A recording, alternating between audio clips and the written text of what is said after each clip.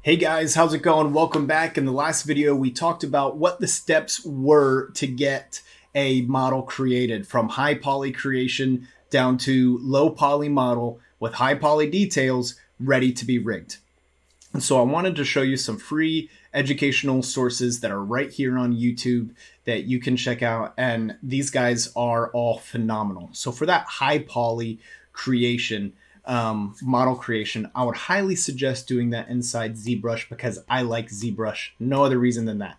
I've tried it in Maya, I've tried it in Blender. I'm not a huge fan of it, but I was also taught sculpting inside ZBrush. So this is the one software that I really don't mind spending money on. If you can't afford the full ZBrush package, because it is expensive for an annual license, you can look into ZBrush Core. It's definitely a lot cheaper. But the first person I want to send you to is Michael Pavlovich. He is phenomenal on all things ZBrush and sculpting. He has some courses in the beginning in his playlist that are really good to go through in the beginning. Intro to ZBrush Part 1. He also has ZBrush Core if you go that route.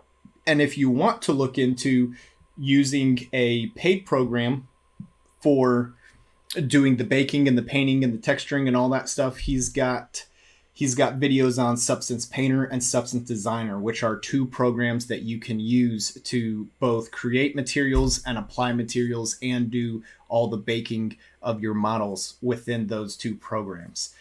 So highly suggest checking out Pavlovich and working some of his education into your workflow as you're creating a game. For those that want to go the free route, you can obviously do most of this stuff, if not all of it, inside Blender.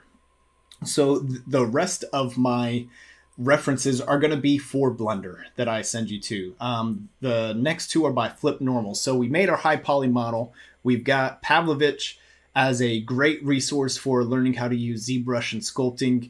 And then for retopology, Flip Normals does an excellent job explaining the basics, showing you how to do it, and walking you through the course. And they don't just have one retopology. This video and the link will be for Blender, but if you look over to the right here, you can see that there's a whole mix of several of them. They've got some that they do in Maya, some that they do in Blender. I'm sure they've got more and extras.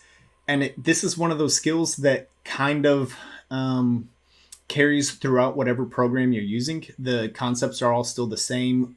Start big, work to small. So definitely check out Flip Normals for when it comes time to retopo your high poly model.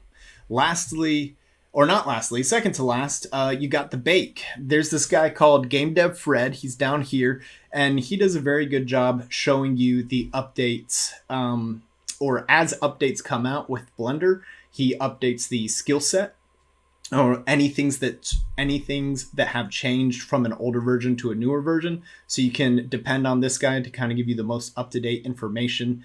So this is the Blender 2.82 Blender Bake to Low Poly, where he brings you through the process inside Blender to take your high poly model and bake it down onto your low poly model. And then once you've got there, you've got UV unwrapping. Never forget the documentation pages. The people that made the software are often the best place to go, and for me are my first places that I go to learn new information for.